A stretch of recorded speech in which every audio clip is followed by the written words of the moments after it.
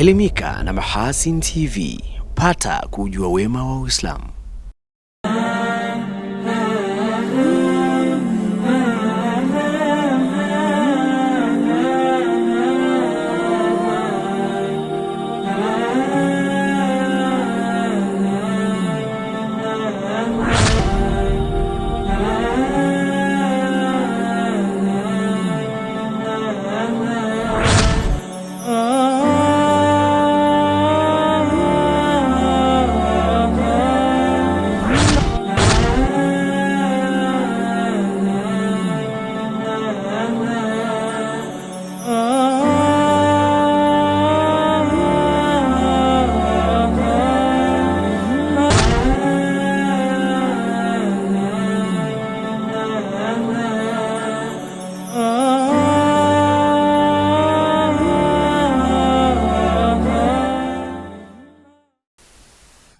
Assalamu alaikum warahmatullahi wabarakatuh, mtazamaji wa Mahasin TV. Ni matumaini ya kwamba umzima popote pale ulipo na ukiendelea kuifuatilia Mahasin. Karibu sana. Hivi sasa ni wasa wa jahazi la wiki, ikiwa ni fursa pekee ya kuweza kukujuza kwa yale yamejiri katika juma zima hili kwa upande wa habari za kitaifa, kimataifa, bila kusahau yale ambayo yamekumbushwa na makhatibu kutoka katika mimbari mbalimbali. Nahodha wako kwa siku ya leo ni mimi Saadi Suleiman. Tulia, habarika. Alhamdulillah, limetuchomozea vyema. Mihangaiko na misukosuko ya hapa na pale, tukiambaambaa pande na kona zote za dunia, lengo likiwa ni moja tu: kukukusanyia na kukuhabarisha yote yaliyojiri kitaifa na kimataifa. Hili ni jahazi la wiki. Tulia, habarika.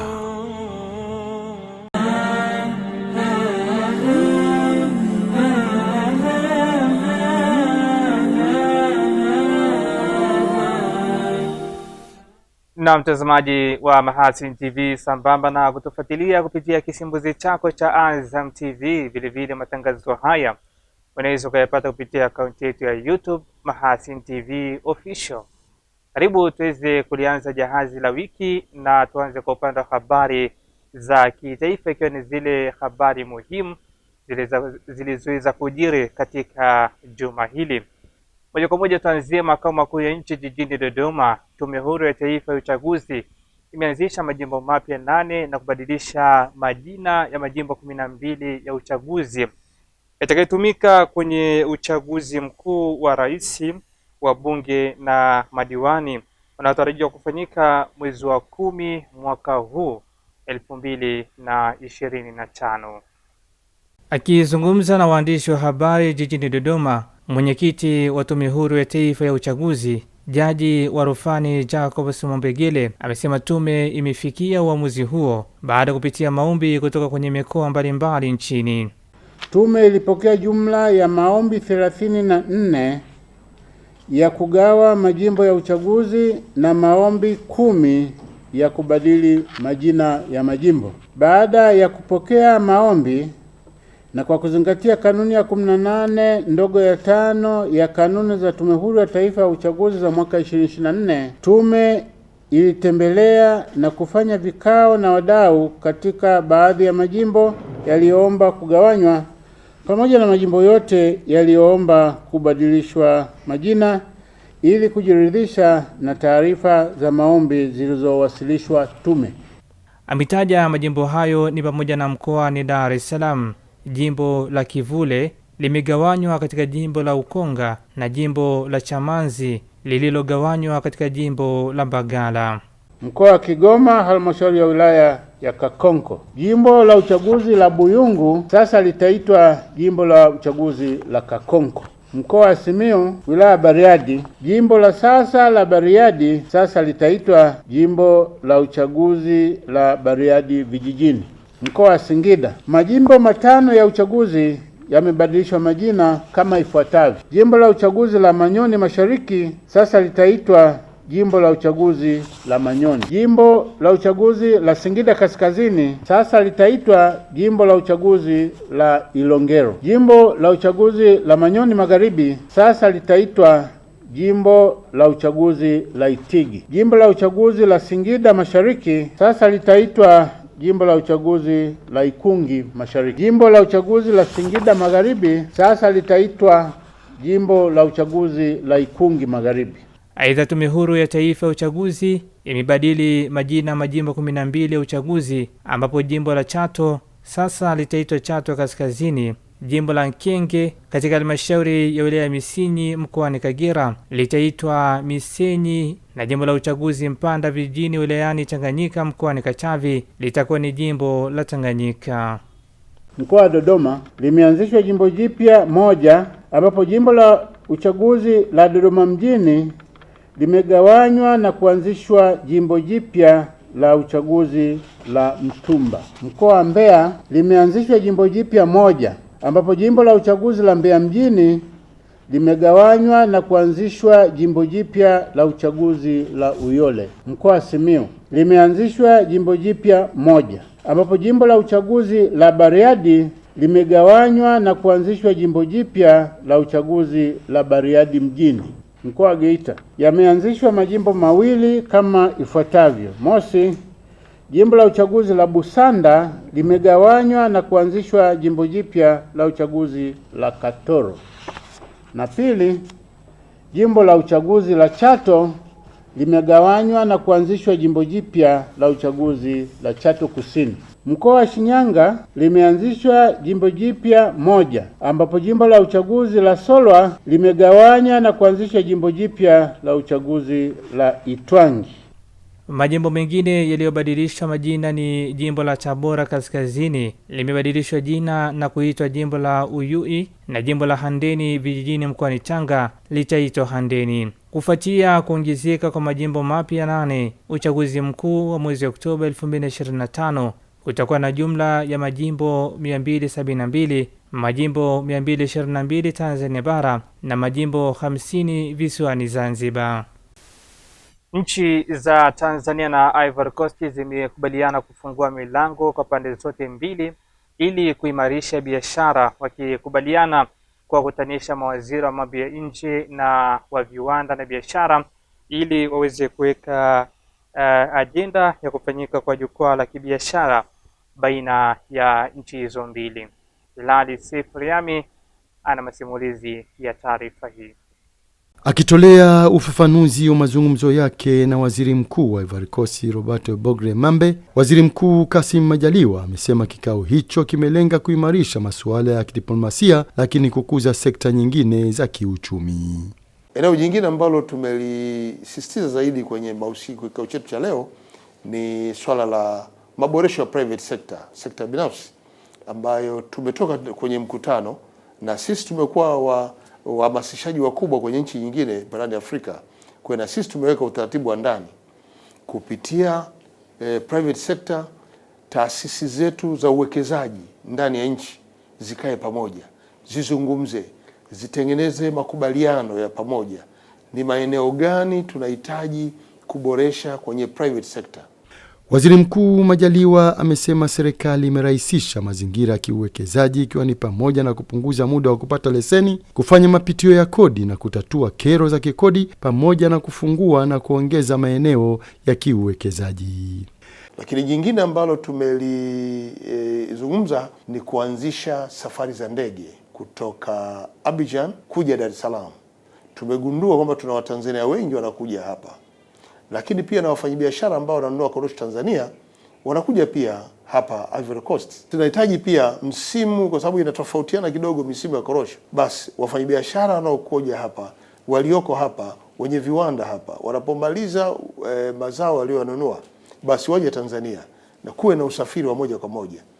Huku pia tukihamasisha sekta ya utalii, na wanasema wataimarisha pamoja na mazungumzo yaliyoko nchini Nigeria. Wanapoanza safari za Nigeria, basi tuwe na ndege inayotoka Tanzania inakuja Abidjan, inarudi Nigeria na kurudi Tanzania. Akizungumzia uimarishaji wa mahusiano ya kidiplomasia, Waziri Mkuu Majaliwa amesema nchi hizo mbili zinaendelea kwa pamoja kushirikiana na kuimarisha sekta ya kilimo. Kwetu tumekubaliana na Mheshimiwa Waziri Mkuu hapa kwamba tuwaagize mawaziri wetu wa kilimo wakutane, waone maeneo yanayofaa kuweka mikataba ya kubadilishana mawazo, ikiwemo na eneo la utafiti, lakini pia masoko na uongezaji thamani kwa maana ya kuweka viwanda. Na mtazamaji, ni katika yale ambayo imeweza kujiri kupitia ziara ya Waziri Mkuu wa Tanzania Mheshimiwa Kassim Majaliwa. Tuachane na taarifa hiyo na sasa moja kwa moja tuelekee mkoani Singida.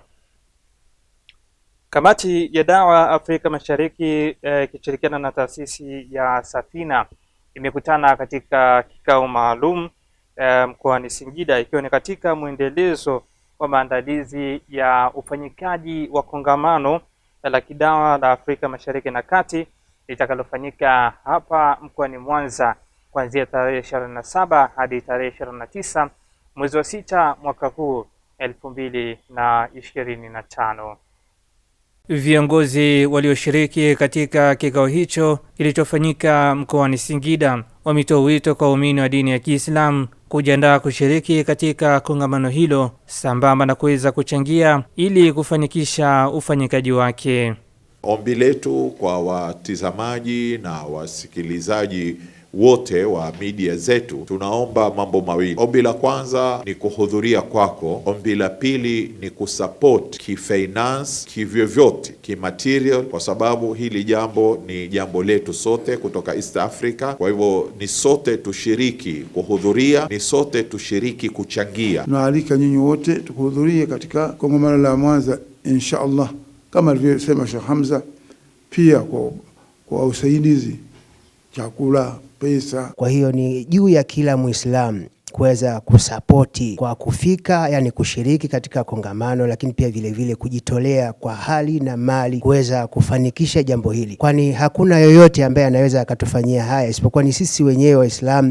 Kwa upande wake, msemaji wa kamati ya Dawa Afrika Mashariki na Kati, Sheikh Nuhu Mustafa, pamoja na mjumbe kamati ya maandalizi Sheikh Khalifa, wameeleza umuhimu wa ufanyikaji wa makongamano hayo. Kwa kupitia makongamano tunaweza tukajenga malengo ya pamoja ya baadaye. Kwa hiyo na waomba jamii kama jamii waweze kuiunga mkono harakati hii ya makongamano hapa na pale, si Mwanza tu bali tunatarajia pengine mwakani ikawa Kenya, baada ya hapo ikaja Rwanda au Burundi au ikarudi na Uganda. La msingi tuchangie na kuwapa nguvu watu hawa ambao wamekuwa ni sababu ya kheri hii kubwa, kuinua jambo hili ambalo tunataraji litakuwa ni kubwa kulingana na mazingira lilipo. Kanda ya Ziwa kuna watu wa kutosha. Kuanzia muda huu Waislamu tuanze kujiandaa kutokea maeneo yetu ili tuweze kufika kwa wingi katika jiji la Mwanza, na hisi jiji la Mwanza litapendeza. Karibuni sana. Kongamano hilo litafanyika hapa mkoani Mwanza katika viwanja vya shule ya msingi Mirongo kuanzia tarehe 27 hadi tarehe 29 mwezi wa 6 mwaka huu 2025.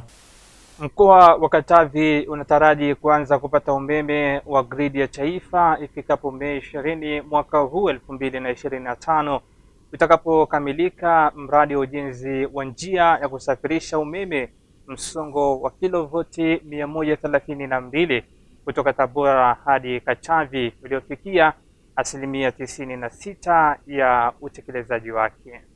Serikali inatekeleza mradi wa ujenzi wa njia ya kusafirisha umeme yenye msongo wa kilovoti 132 kutoka Tabora hadi Katavi, wanakwenda sambamba na ujenzi wa vituo vya kupokea, kupoza na kusambaza umeme vya Ipole chenye uwezo wa MVA 15, Inyonga MVA 15 na Mpanda kikiwa na uwezo wa MVA 35. Mradi huu unatekelezwa kwa fedha za ndani ambapo gharama yake ni jumla ya shilingi bilioni 164.15. Ujenzi wa njia ya kusafirisha umeme ni gharama yake ni shilingi bilioni 116.29, na vituo vya kupoza umeme vya Ipole, Inyonga pamoja na Mpanda gharama yake jumla ni bilioni 48.34. Katika hatua ya utekelezaji wa mradi kwa upande wa ujenzi wa raini. Kwa sasa hivi tupo 96%. Kwa upande wa usanifu tumeshamaliza 100%, manunuzi 95% na ujenzi 85%. Akiwa katika ziara ya kukagua miradi ya maendeleo na miradi ya kimkakati wilayani Mlele, mkuu wa mkoa Katavi Bi Mwanamvua Mrindoko anafika kuangalia maendeleo ya mradi huo na kuwatangazia habari njema wananchi wa Katavi. Iliyofikiwa sasa hivi ni 96%. Makadirio ni kwamba tarehe 20 ya mwezi huu wa 5 kituo hiki kitawashwa kama kutakuwa hakuna changamoto itakayoonekana, kwa sababu ukaguzi unaendelea. Kituo kikiwashwa, maana yake Mlele nzima, Inyonga na vitongoji vyake vyote mpaka Ilunde, wilaya nzima mpaka Mpimbwe na vitongoji vyake vyote, kule ambako tayari laini za umeme zimefika, ikiwemo eneo la viwanda pale Majimoto, kote huko umeme mtakao kuwa mmewasha siku hiyo ni umeme wa gridi ya taifa. Hili ni jambo kubwa sana kwa mkoa wetu. Tangu tumepata uhuru hatujawahi kuwa na umeme wa gridi ya taifa, lakini kwa mara ya kwanza kwa serikali ya awamu ya 6 inayoongozwa na Dr. Samia Suluhu Hassan, umeme wa gridi ya taifa utawaka katika mkoa wa Katavi. Kufika kwa umeme wa gridi ya taifa mkoani Katavi kuna umuhimu mkubwa sana katika maendeleo ya mkoa huo. Hivyo wananchi wanakumbushwa wajibu wao mkubwa wa kuilinda na kuitunza miundombinu hiyo. Haya ni mageuzi makubwa, ni mafanikio makubwa sana ambayo yanafika katika mkoa wetu. Na kwa maana hiyo kila mwananchi, uwe mwekezaji, uwe mfanyabiashara, uwe mkulima, uwe mwananchi wa kawaida, jipange vizuri kunufaika na umeme huu wa gridi ya taifa ambao hivi karibuni utawashwa katika mkoa wetu wa Katavi. Jambo la pili, mradi huu wa gridi ya taifa, mradi wa REA na miradi mingine yote, naomba kwa kutumia njia yoyote ile inayowezekana, tuilinde sana miradi hii. Tulinde sana miundombinu yote ya gridi ya taifa kokote inakopita, iwe inapita porini, iwe inapita kijijini, popote. Mkifanya hivyo na kwa kusaidiana na serikali na vyombo vya dola, mradi huu utakuwa na haya manufaa yaliyokusudiwa. Nako mkoani Kigoma, meli ya MT Sangara inayotoa huduma ya usafirishaji wa mafuta katika ziwa Tanganyika imefanya jaribio la mwisho la kuitembeza mitambo sambamba na uhakika wa vifaa vipya vilivyofungwa na mkandarasi ili kupata kibali cha ubora na kuanza kufanya safari zake kama awali. Meli hiyo ya serikali inayosimamiwa na kampuni ya meli Tanzania Tashiko ilikuwa ikifanyiwa ukarabati mkubwa wa gharama ya shilingi bilioni 8.4 na kampuni ya kigeni kutoka nchini Korea Kusini KTMI. Hapo degree 4 stable. Jaribio hilo ni ishara kuelekea hatua za mwisho kumalizia kazi ya matengenezo na kukabidhi meli hiyo ili ianze kutoa huduma. Meneja mradi wa meli hiyo Mhandisi David Njenga anasema majaribio yote ya kiufundi yanayostahili kukaguliwa yamefanyika. Nafanya survey pamoja na survey ambao tuna wataalamu kutoka TASAC ambao wamekuja kwa ajili ya kukagua ukaguzi wa mwisho ili kutoa cheti kwa ajili ya meli yetu ya MT Sangara. Vitu vilivyofanyika katika meli yetu ni pamoja na kujaribu mitambo ya uongozaji wa meli na main engine pamoja na genset na emergency systems zote zimejaribiwa pamoja na pumps, na kingine ni uongozaji wa meli ambao tumejaribu vitu kama vile tumefanya zile zigzag test, tumefanya 360, tumefanya inclination test, yani tumefanya test zote ambazo zinazotakiwa kwa ajili ya kupokea cheti cha ubora wa meli. Kukamilika kwa meli hiyo kuna kwenda kukidhi kiu ya serikali ya kutaka kurejesha huduma za meli zake zilizosimama kwa muda katika ukanda wa ziwa Tanganyika, ikiwemo MV Liemba na MV Muongozo. Na mtazamaji wa Mahasin TV, taarifa hiyo inatutamatishia jahazi la wiki kwa upande wa habari za kitaifa, na tupa nafasi ya kuweza kupata mapumziko mafupi. Tukirejea tutakwenda kufahamu yale ambayo yamejiri katika mimbari mbalimbali.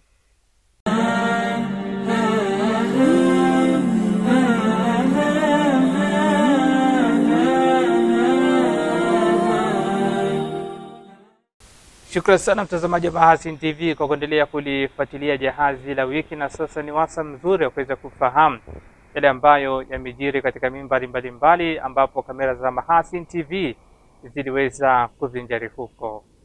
Laqad kana lakum bi rasulillahi uswatun hasana, hakika imekuwa kwenu nyinyi kwa mtume wa Allah uswatun hasana, ni kiigizo chema. Mtume kwetu sisi ni kiigizo chema, bali muislamu chochote anachotakiwa kufanya, chochote atakachofanya, anatakiwa amuige mtume sallallahu alayhi wasallam. Lakini ni kiigizo chema kwa watu gani? Liman kana yarju Allah, ni kiigizo chema kwa yule ambaye anataraji kuwa ipo siku atakutana na Allah tabaraka wa taala. Mtu mwenye sifa hii ndiyo anamfanya mtume ni kiigizo chema. Atakanyaga pale alipokanyaga mtume sallallahu alayhi wasallam, atafanya yale aliyofanya mtume sallallahu alayhi wasallam. Akipata na kadhia yoyote ile, atarudi kumwangalia mtume salawatullahi wasalamu alayhi, anasemaje. Hakuna jambo litamkuta muislamu akose maelekezo kwa mtume sallallahu alayhi wasallam. Sira ya mtume na historia ya mtume ni maelekezo kutosha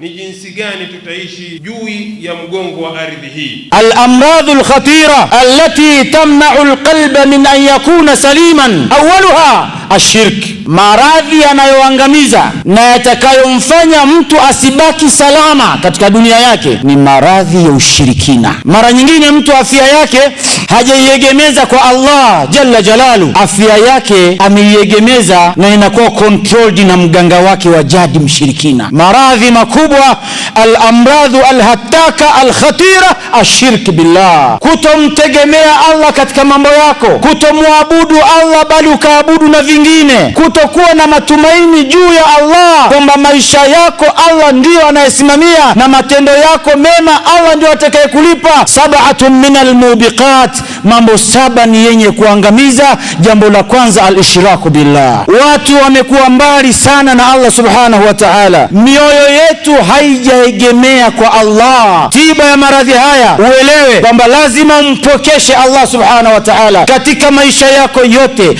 kwamba Allah ndio mfanyaji, Allah ndio mletaji, Allah ndio msimamiaji, Allah ndio mrekebishaji, Allah ndio mponyaji, Allah ndio mfishaji, Allah ndio kila kitu, na wala usimshirikishe na kiumbe kingine chochote. Inna iddata ash-shuhuri 'inda Allah 12 shahran fi kitabillah, hakika miezi katika kitabu chake yeye, katika hukumu yake yeye Allah ni miezi 12. Minha arba'atun hurum, katika hiyo 12 miezi 4 ni mitukufu. Dhalika dinul qayyim, na saha yenyewe mahallu shahid fala tudlimu fihinna anfusakum, basi msidhulumu nafsi zenu katika hiyo miezi. Imeletwa hii ili mufanye mazoezi ambayo yatajenga athari ambayo itakuwa ndiyo manhaji ya maisha yenu, na yeyote yule atakayemdhulumu mtu mwingine ameidhulumu nafsi yake. Kwa rahma yake Allah na fadhila zake na katika mahasinul islamu, katika ubora wa Uislamu, hakujalia malipo ya hija na umra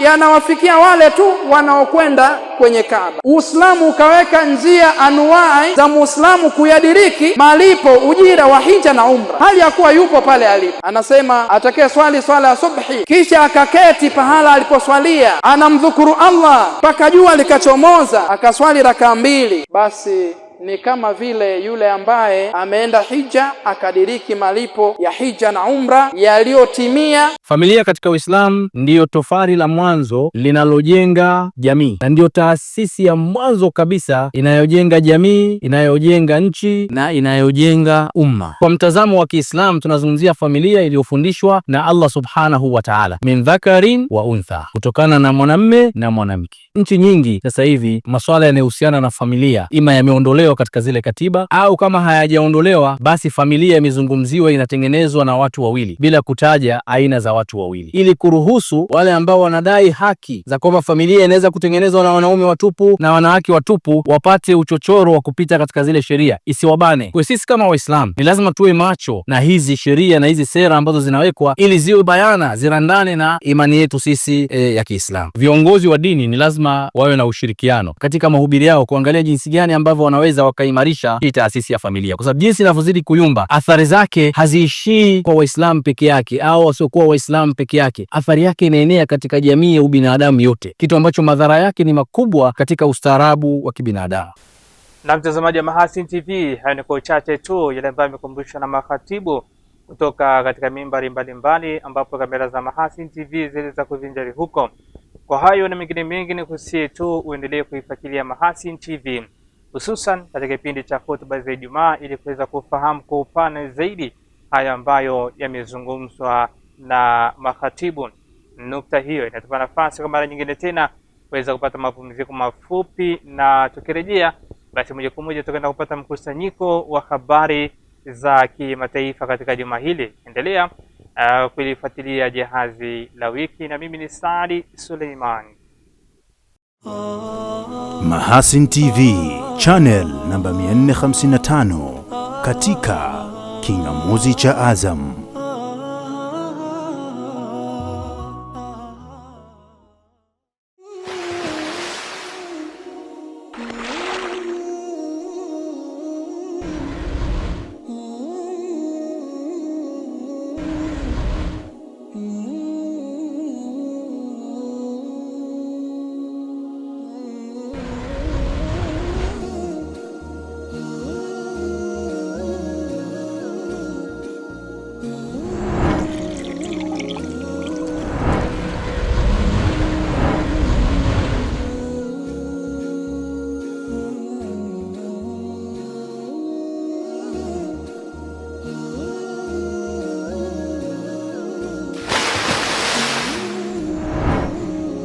Kunywa maji safi na salama ya uhai. Bidhaa bora ya Bakhresa.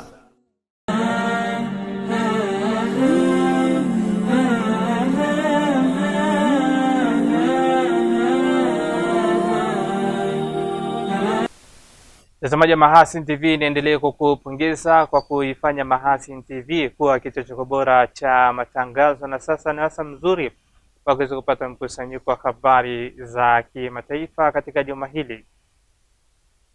Karibu kwa upande wa habari za kimataifa. Karibu watu 64 wameuawa kutokana na mashambulizi ya Israel ndani ya ukanda wa Gaza usiku wa kuamkia Ijumaa. Hayo ni katika wakati shinikizo linaloongezeka kwa Israel kufungua njia za kupelekwa misaada ya kiutu kwenye ardhi hiyo ndogo ya Wapalestina. Shirika la huduma za kiraia la ukanda wa Gaza limesema Israel imelenga makazi ya watu upande wa kaskazini na kusababisha idadi hiyo ya vifo na kujeruhi makumi ya wengine, ikiwemo wanawake na watoto. Katika siku za hivi karibuni, mashirika kadhaa ya kimataifa yameonya kuwa ukosefu wa chakula kwenye eneo hilo umefikiwa kiwango kisichomithili na kutoa rai kwa Israel iruhusu misaada ya kiutu kuingia kwa wingi ndani ya ukanda wa Gaza. Serikali ya kijeshi nchini Mali imetangaza kusitisha shughuli za vyama vya kisiasa katika eneo la Afrika Magharibi linalokumbwa na mzozo. Waziri anayehusika na mageuzi ya serikali, Mamani Nasire, ametangaza uamuzi huo kupitia taarifa iliyotolewa kwenye televisheni ya taifa. Katika wiki za hivi karibuni kumekuwepo na jaribio la mara kwa mara la kupinga kusitishwa kwa shughuli za vyama vya kisiasa nchini humo. Shirika la kutetea haki za binadamu la Human Rights Watch limeukosoa uamuzi huo likisema ni pigo jingine kwa demokrasia nchini Mali. Mnamo mwezi Aprili, mawaziri walipendekeza muda wa kiongozi wa kijeshi Assimi Goita uongezwe hadi mwaka 2030. Goita ambaye aliingia madarakani kupitia mapinduzi mawili ya kijeshi mwaka 2020 na 2021 ameahidi kuandaa uchaguzi, japo mipango hiyo imeahirishwa kwa sababu za kiufundi bila ya kutolewa muda maalum wa kufanyika kwa uchaguzi huo. Namni kushukuru sana tena sana mtazamaji wa Mahasin TV kwa kuweza kulifuatilia Jahazi la Wiki kuanzia mwanzo mpaka kufika hapa tamati. Mimi ni Saadi Suleimani ambaye nimesoma Jahazi la Wiki katika juma hili, na insha Allah panapojalika Maulana tukutane katika juma lingine ndani ya kipindi cha Jahazi la Wiki. Kwa niaba ya wenzangu ambao tumeshirikiana kwa pamoja kuweza kuliandaa na likaweza kukuvutia wewe mtazamaji wa Mahasin TV, tukutakie tu utazamaji mwema wa vipindi vinavyoendelea kutoka hapa Mahasin TV. Wabillahi tawfik, assalamu alaikum wa rahmatullahi wa barakatuh.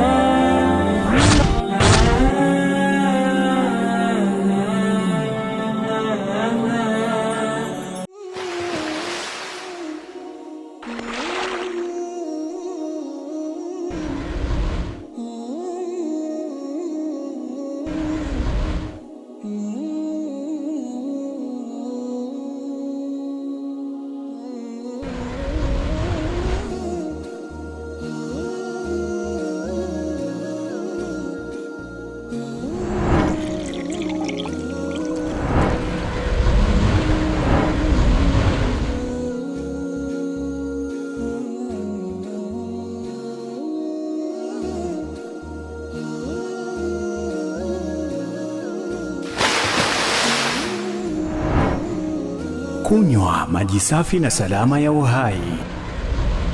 Bidhaa bora ya Bakhresa.